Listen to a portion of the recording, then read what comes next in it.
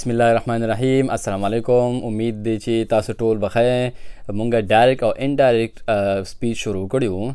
په منځ کې پکې لږ وقفه راغلی وه ځکه چې زه ناجوړه شوی وم او زما ته کرونا شوي وه، زما کورواله ته هم کرونا شوي وه. نو الله پاک ماله اوس مکمل شفا راکړې ده او الحمدلله زه اوس بالکل ښه یم. ستاسو د ټولو دعاګانو ډېره ډېره مننه او راځئ خپل لیسن راځو. مونږه ډایرکټ او انډایرکټ کې تقریبا 15 پارټس مونږ کړي دي. دا زمونږ پارټ نمبر 6 دی. صحیح ده. که چا تر اوسه پورې زاړه پارټس نه یې کتلي نو پکار ده چې پهله هغه وګوري، نو علاوه په دې باندې بیا پوهیږي. صحیح ده.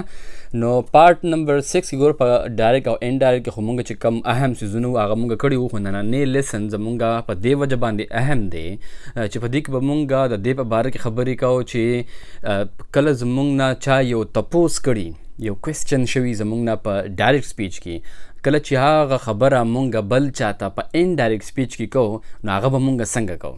صحیح ده. د دې په باره کې زمونږ نننی لیسن دی، دا ډېر زیات ضروري دی. خپل مازغه به کلاو کې دومره ګران نه دی. صحیح ده.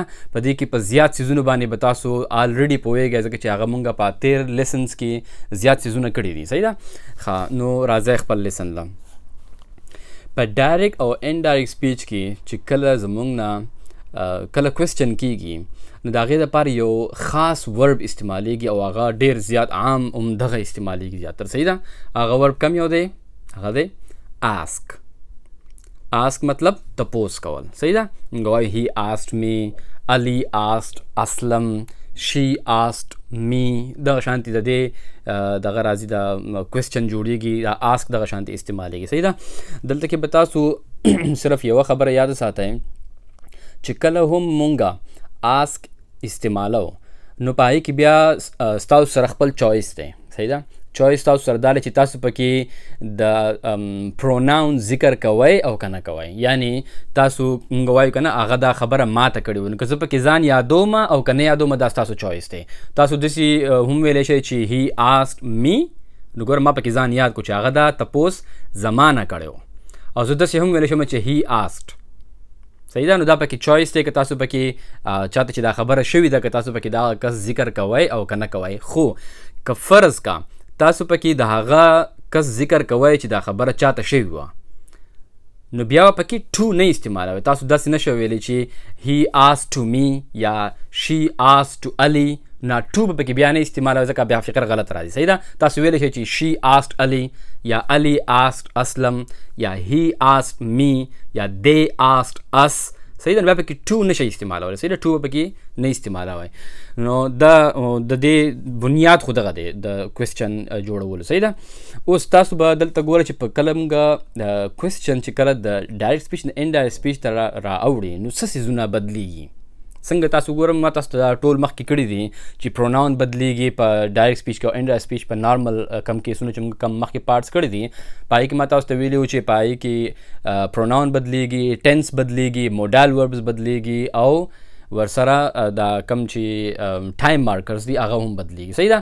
نو په کوېسچنز کې هم همدغه ټول څیزونه به هم هغه شانتې بدلیږي څنګه چې په عام خبره کې بدلیدله. صحیح ده. په هغې کې څه فرق نه راځي، خو صرف د فقرې یو سټایل بدلیږي. زه به اوس تاسو ته یو څو اگزامپلز در کوم، د هغې نه به انشاءالله تاسو پوه شئ چې څنګه د دې سوال چې کله کېږي نو د هغې شکل څنګه جوړېږي. صحیح ده. زه تاسو له اوس مثال په طور اولنی مثال هسې درکړم چې تاسو پسې پوه شئ چې موږ د څه په باره کې خبرې کوو، څنګه خبرې کوو. صحیح ده. مثال په طور یو ډایرکټ کوېسچن دی، یو خبره ډایرکټ سپیچ دی. صحیح. تاسو ته ما ویلي ډایرکټ سپیچ څه ته ویل کېږي. ډایرکټ سپیچ دا چې چا ماته یو خبره کړې یا چاته یو خبره کړې د هغې د لیکلو انداز هم بدلي او د هغې د ویلو انداز هم بدلي. صحیح ده. مثال په توګه تاسو دې فقرې ته وګورئ، دلته ما لیکلي ده هی آسکड می، هغه زما نه تپوس وکړو. صحیح ده. هی آسکड می، بیا ګوره بیا کامه ده، بیا بره کامه ده اپاسټروفي. دا بیا د ډایرکټ سپیچ داسې پته لګي. صحیح ده. په لیکلو کې داسې پته لګي چې هغه مونږ په کامو کې د یو سیټ نه او د بل سیټ نه بند کړي. صحیح ده.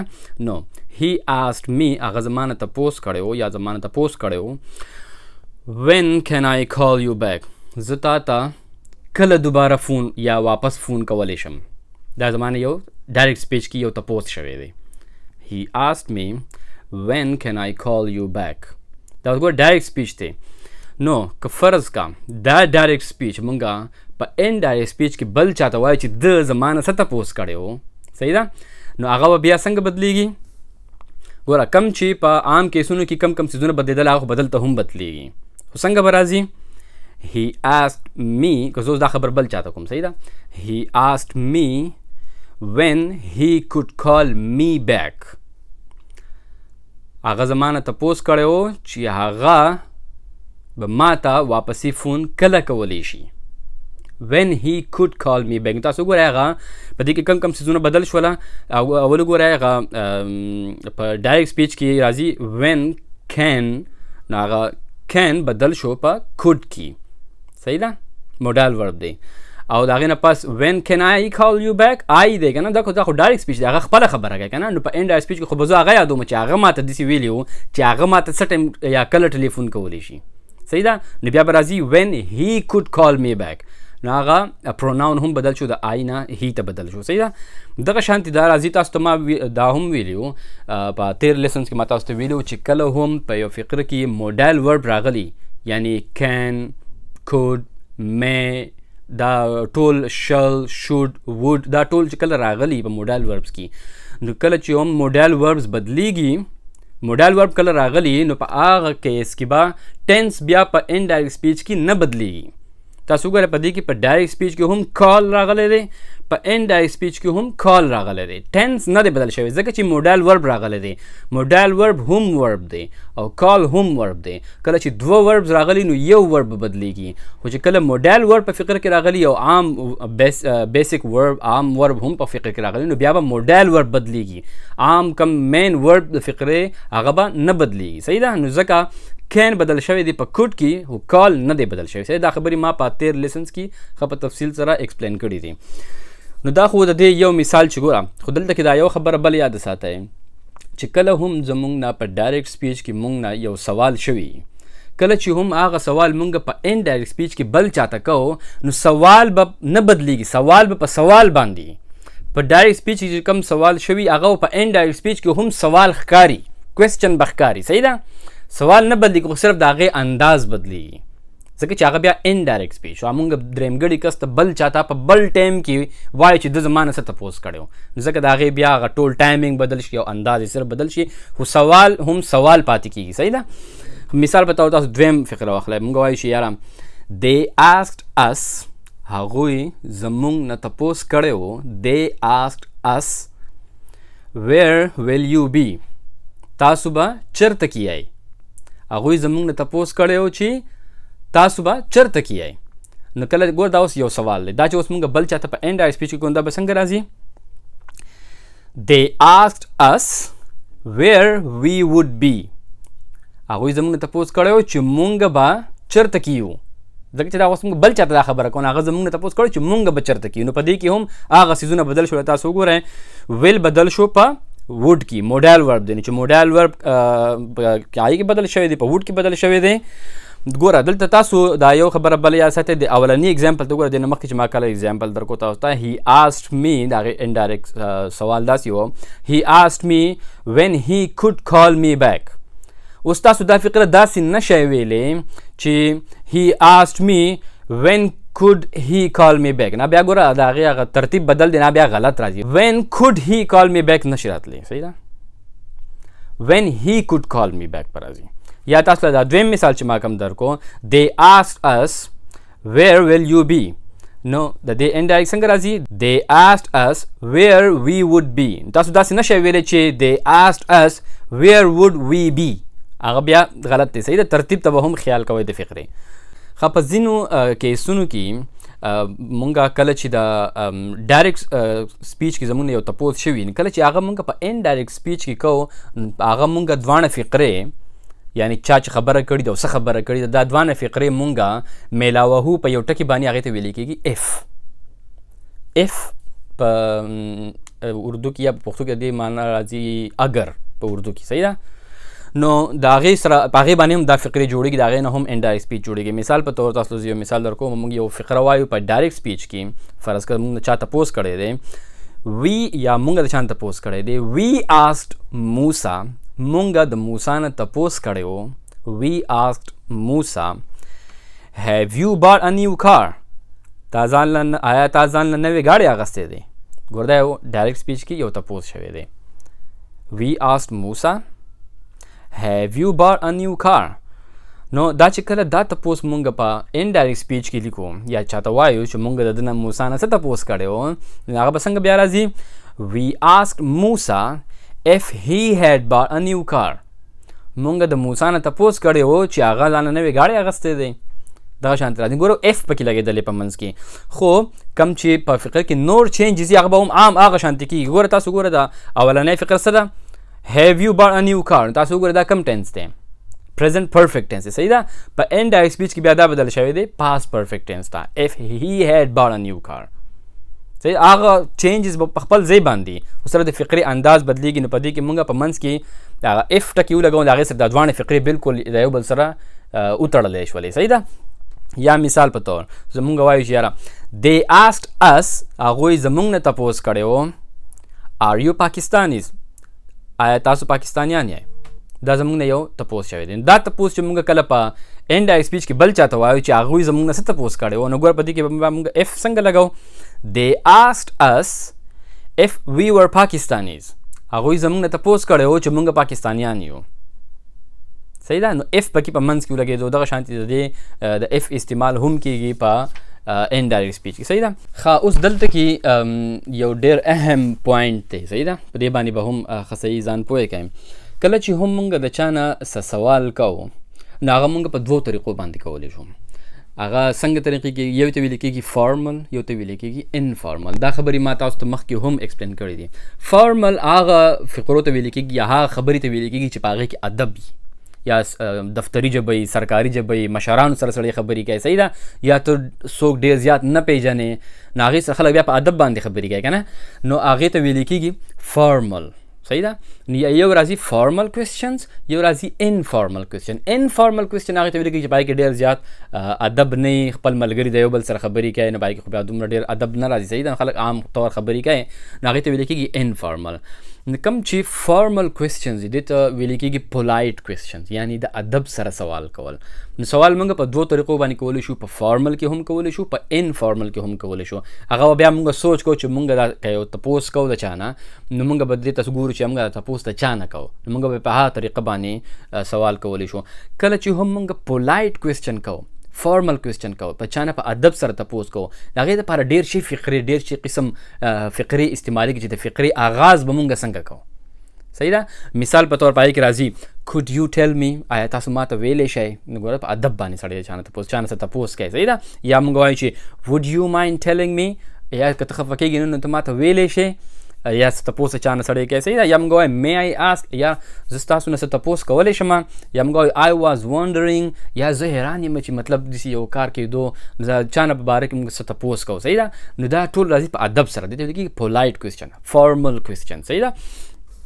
او مثال په طور ګورو تاسو یو مثال درکوم چې د فارمل او د انفارمل فرق موږ ته څنګه پته لګي. فرض که یو تپوس تاسو د چا نه یو تپوس کوئ. صحیح ده. یو کس تاسو ډایرکټ کوېسچن کوئ. تاسو ګوره دې خبرې ته سوچ کوئ، ډایرکټ کوېسچنز زیات تر انفارملی هغې کې دومره ډېر ادب نه وي، او کوم چې انډایرکټ کوېسچنز وي ریپورټډ سپیچ کې انډایرکټ کوېسچن دي. صحیح ده. نو هغه زیات تر فارملی. کله چې هم د چا نه سړی په ادب سره تپوس کوي نو هغه زیات تر په انډایرکټ سټایل کې کوي. صحیح ده. ځکه چې په هغې کې بیا ادب راځي. او تاسو یو مثال صرف درکوم چې تاسو پرې پوه شئ. صحیح ده. په ډایرکټ کوېسچن کې موږ فرض کړه د چا نه یو تپوس کوو، موږ وایو چې یاره where did you go، ته چېرته تللی وې؟ نو ګوره په دې کې داسې تاسو خیال کړئ په دې کې داسې ادب نشته دی، خو ډایرکټ تپوس کول دي که نه. where did you go، ته چېرته تللی وې؟ که فرض کا دا تپوس موږ په انډایرکټ سپیچ کې په فارمل انداز کې پولایټ کوېسچن په انداز کې د چا نه کوو، نو موږ بیا څنګه تپوس کوو؟ could you tell me where you went، آیا ته ما ته ویلی شې چې تاسو چېرته تللی وئ؟ نو ګوره په دې کې بیا ډېر ادب راغی. صحیح ده. could you tell me، نو ګوره موږ بیا هغه فقره استعمال کړه. اوله کې په آغاز کې په شروع کې موږ کومه فقره استعمال کړه؟ could you tell me where you went، تاسو ما ته ویلی شئ چې تاسو چېرته تللی وئ. یا مثال په طور تاسو چاته وایئ چې یاره how old are you، ته د څو کالو یې، ته د څو کالو یې، یا ته ستا عمر څومره دی، how old are you. دا اوس ډایرکټ کوېسچن. ګوره په دې کې هېڅ ادب نشته، ډایرکټ سوال دی. صحیح ده. تاسو یعنې که په ادب سره د چا نه تپوس کوئ تاسو تپوس کولی شئ چې تاسو ورته ویلی شئ چې may I ask how old you are، آیا زه تاسو نه تپوس کولی شم چې تاسو د څو کالو یې؟ صحیح ده. نو دغه شانتې ګوره د ادب سره سوال دغه شانتې پته لګي. نو دا خو د پولایټ کوېسچنز په باره کې چې یاره موږ کومې فقرې استعمالوو شو تاسو ته ما ووایي چې could you tell me, would you telling me, may I ask, I was wondering. دغه شانتې موږ پولایټ کوېسچن آغاز کولی شو. صحیح ده. اوس د دې نه پس راځي سپیسیفیک کیسز. صحیح ده. سپیسیفیک کیسز مطلب څه دی؟ د سپیسیفیک کیسز نو مطلب دا دی چې مونږ فرض کا یو تپوس او په هغه تپوس کې یو قسم له میسیج میسیج پکې څنګه زما مطلب د میسیج نه څه دی؟ تاسو چاته حکم کوئ، په کې دا میسیج دی. صحیح ده. چې مطلب تاسو حکم کوم یا تاسو چاته ریکویسټ کوئ، درخواست کوئ چاته. صحیح ده. یا مثال په تور تاسو د چانه په یو سوال کې یا په یو خبره کې د چانه معافي غواړئ، او دا هغې ته ویل کېږي اپولوجایزینګ. صحیح ده. اپولوجایزینګ مطلب د چانه معافي غوښتل. یا تاسو چاله دعوت ورکوئ، انوایټینګ. صحیح ده. نو دا ټول بیا راځي په سپیسیفیک کیسز کې. دا به تاسو خپل عقل استعمالوئ په دې کې. تاسو به خپل سوچ کوئ چې یار زه دا تپوس چا کړی دی یا زه تپوس کوم دا خبره شوې ده، نو دا خبره څنګه شوې ده؟ په دې کې خبره کې حکم دی، په دې خبره کې درخواست ماته چا کړی دی یا چاته درخواست کړی دی، یا په دې کې چاله دعوت ورکړی دی، یا په دې کې چا د چانه معافي غوښتې ده. تاسو به خپل سوچ کوئ. نو چې کوم میسیج په هغه سوال کې یا په هغه خبرې کې وي، نو هغه خبره به مونږ بیا په انډایرکټ سپیچ کې وایو. مطلب he requested me یا he invited her یا دغه شانتي نه they apologized. نو دغه شانتي به بیا مونږ دا ټکي په هغه ځای کې استعمالوو. صحیح ده. مثال په تور ګوره یو ډایرکټ سپیچ دی. صحیح ده. آی کې داسې یو فقره ده ګوره هلته ما لیکلی دی he said to me. هغه ما ته ویلي و. ګوره په دې کې اوس ما to استعمال کو. صحیح ده. he said to me. said to me استعمالولی شي. دا نارملی هغه ما تاسو ته ویلي چې asked کله راشي نو په هغې کې بیا تاسو to نه شئ استعمالولی. تاسو بیا دا نه شئ ویلی چې he asked to me. هغه غلط دی. بیا به راځي صرف he asked me. خو که فرض که تاسو to استعمالول غواړئ نو بیا به said راځي. he said to me. صحیح ده. او که فرض که told استعمالول وای he told me. بیا به کې هم to نه استعمالېږي. صحیح ده. دا خبرې مونږ مخکې کړي دي. ښه په ډایرکټ سپیچ کې یو خبره ده. صحیح ده. he said to me. هغه ما ته ویلي و slow down please. slow down please مطلب سلو شه، مهرباني وکړه سلو شه. صحیح ده. مطلب چا ګاډی چلوو او تیز یې چلوو نو هغه بل ورته وایي چې یاره مهرباني وکړه لږ سلو شه. تاسو اوس وګورئ په دې فقره کې یې په آخر کې هغه کوم ټکي استعمال کړی دی؟ پلیز استعمال کړی دی. پلیز مونږ کله استعمالوو چې مونږ کله چاته درخواست کوو. صحیح ده. چانه په ادب سره چاته درخواست کوو چې مهرباني وکړه ته داسې کار وکړه، مهرباني وکړه ته دا مه کوه. دا راځي ریکویسټ. صحیح ده. دغه شانتي دا ټکي به بیا تاسو ته به د فقرې نه پته لګي دغه شانتي چې په دې خبره کې میسیج څه دی. دا تاسو ته ما صرف د دې ایکسپلین کولو لپاره دا مثال وی. تاسو اوس وګورئ سلو ډاون پلیز کې څه میسیج دی؟ په دې کې یو ریکویسټ دی، درخواست دی پکې. صحیح ده. نو چې دغه شانتي کله فقره راشي تاسو بیا دا ویلی شئ په انډایرکټ سپیچ کې he asked me to slow down. بیا پکې to لګېدو. he asked me to slow down. هغه ما ته درخواست وکړو یا هغه ما ته ویلي و خو په درخواست په انداز کې په ادب سره to slow down چې زه سلو شم. دغه شانتي دا په انډایرکټ سپیچ کې لیکلی کېږي. ښه مثال د ګوره داسې بل یو مثال والی د میسیج به تاسو څنګه پته لګي. اول تاسو په دې باندې صرف ځان پوه کړئ. دا مثالونه زه د دې لپاره در کوم چې تاسو په دې میسیج باندې ځان پوه کړئ چې په سوال کې میسیج څه دی. صحیح ده. په کوم انداز کې شوی دی. he said to him. هغه ته ویلي و he said to him stop shouting. چغې مه وهه. صحیح ده. اوس کله هم مونږ چاته ووایو چې stop shouting تاسو وګورئ د دې انداز نه تاسو ته پته لګي که نه په دې کې څه درخواست خو نشته که نه. چاته نه وایم چې مهرباني وکړه ته چغې مه وهه. داسې څوک نه وایي. چا فرض که چاته ووایي چې stop shouting صحیح چغې مه وهه نو په دې کې بیا ګوره په دې کې بیا کوم انداز دی؟ حکم دی پکې. order. So this is an order. صحیح ده. stop shouting چاته ډایرکټ وایي چې stop shouting په دې کې بیا میسیج څه دی چې دا یو حکم دی چاته چې یاره چغې مه وهه. یا استاد ماشومانو ته وایي چغې مه وهه یا مور او پلار خپلو بچو ته وایي چې چغې مه وهئ. صحیح ده. نو په هغې کې بیا درخواست نه دی، په هغې کې بیا حکم دی. نو هغه هم بیا مونږ داسې ویلی شو چې he told him to stop shouting. هغه هغوی ته وویلي و چې تاسو چغې مه وهئ یا چغې بندې کړئ. صحیح ده. نو هغې کې هم مونږ بیا ټو استعمالولی شو. اوس تاسو ته ما چې دا کم پیله دا ټکي وي چې کم ټکي نه به مونږ کم ټکي استعمال شو، مطلب ان آرډر، ریکمنډیشن، سجیسشن، اپولوجایزنګ، انوایټینګ. ګوره سجیسشن ویلی کېږي چاله مشوره ورکول، ریکمنډیشن هم دغې ته ویلی کېږي چاله مشوره ورکول، چاته یو کار ریکمنډ کول چې یاره ته ستا لپاره ښه ده چې ته دا کار وکړې. نو ګوره یو قسم د مشوره ده، صحیح ده. نو اوس دغه شان فقرې چې کله راشي، ګوره فرض کا یو سوال دی، صحیح ده. I said to her، ما هغې ته وویله، I said to her، د ډایرکټ سپیچ دی، صحیح ده. I said to her would you like to eat، ما هغې ته وویله چې ته روټۍ خوړل غواړې. مطلب زه روټۍ خوړل ته ناست یم او څوک جینۍ د مثال په طور، صحیح ده. زه ورته وایم چې ته روټۍ خوړل غواړې، نو ما د دې کې په دې کې میسج څه دی؟ ما هغې له دعوت ورکوو، صحیح ده که نه. دعوت مې ورکوو که نه، هغې ته ویم چې راشه ته ما سره که روټۍ خوړل غواړې یا ته روټۍ خوړل غواړې. نو په دې کې یو قسم نه دعوت دی. نو کله چې هم مونږ دا فقره بیا په انډایرکټ سپیچ کې بل چاته کوو چې ما هغې ته څه ویلي وو، نو هغه بیا څنګه راځي؟ I invited her to eat، ما هغې له دعوت ورکړی و چې روټۍ وخوره. دا خو بهتره ده چې دا فقره مونږ دغه شانتي ووایو. نو ګوره په دې کې یو دعوت وکړه، نو بیا زه وایم چې I invited her، بهتره دا ده. خو دا فقره مونږ په بل انداز کې هم ویلی شو، I asked her if she wanted to eat، ما د هغې نه تپوس وکړو چې هغه که هغه روټۍ خوړل غواړي. هغې کې هغه اف هم مونږ بیا استعمال کو. په دوه انداز کې دا فقره مونږ لیکلی شو، صحیح ده. خو بهتره کومه یو ده؟ I invited her، چې په کومه سوال کې کم میسج وي، که فرض که مونږ هغه میسج خبره وکړو چې یار ما ورله دعوت ورکړی و، ما ورله حکم ورکړی و، صحیح ده، ما هغې له مشوره ورکړې وه، نو بیا پکې هغه ټکي که مونږ استعمال کړو هغه له ټولو نه بهتره ده، صحیح ده. خو په دواړو انداز کې مونږ دا سوال کولی شو یا دا خبره مونږ کولی شو.